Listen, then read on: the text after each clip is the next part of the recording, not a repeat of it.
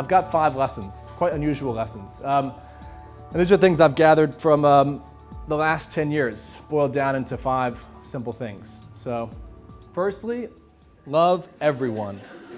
I actually do love Justin Bieber, by the way. But loving everyone, the real reason to love everyone is so you can get fear out of your head. Fear fills all of us massively, and it stops us from going after our dreams. It stops people from wanting to follow us. Fear stops us from getting up early in the morning to go for that run and hitting snooze. All sorts of things that fear causes. But when you love everyone, particularly your users or your customers, you also build better products. When you love your employees, they love you back, and they probably do more inspiring work.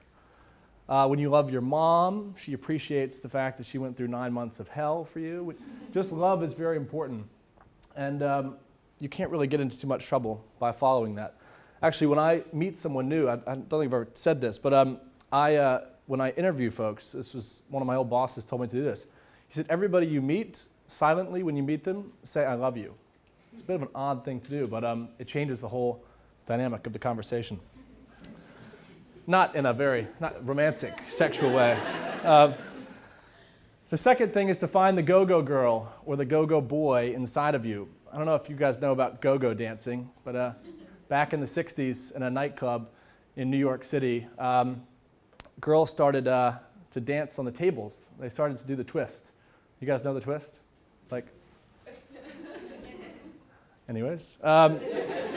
But the root of the word go-go is actually was from go, go, go, which was an energetic person.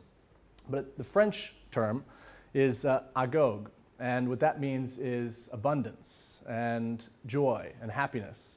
So when you lead, you've got to lead with that in your mind. You've got to find that person inside of you that wants to dance and do the twist and live with abundance. There's a great quote that says, from abundance we took abundance and still abundance remained. So you can't lead with scarcity in your mind. So the third thing is to hang out with the Watifs. The Watifs are a special family of people that ask the question, what if?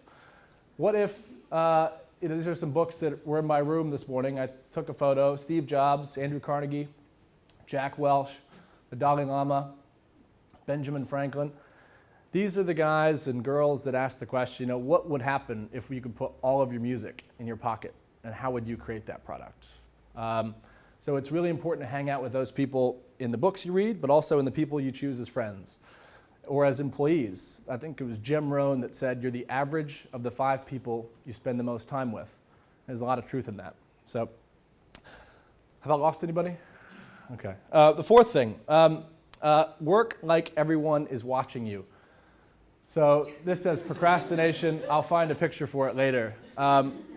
When I was a kid, I had a really tough time focusing at school. And my mom took me to see a psychiatrist or a psychologist. I can never remember the difference between them. But he said, yeah, you've got attention deficit disorder. So let's give you lots of drugs. And I took the drugs, and they had all sorts of bad side effects. But when I started to work like everyone was watching me, it was amazing. Because even though no one is there watching you, you think, oh, wow, if someone was watching me right now, I probably would not watch that YouTube video, or I'd probably not go and wander around my room, whatever, dancing naked. But you've got to keep that in perspective, because the biggest difference between successful leaders and unsuccessful leaders is, I think, comes down to productivity. How productive can you be in achieving your dreams? And a lot of us procrastinate through our whole lives. So keep that one in mind. The final one is to hold on. My dad, when we were teenagers, he gave us the Rudyard Kipling poem, If. You guys know that poem? One of the lines in the poem is, if you can force your heart and nerve and sinew to serve your turn long after they are gone, and so hold on when there is nothing left in you except the will which says to them, hold on. That's a really powerful way of saying, basically, don't give up. And a quick story, that's actually me at the age of 5. I held on for 67 seconds. That's not actually me, I'm sorry. But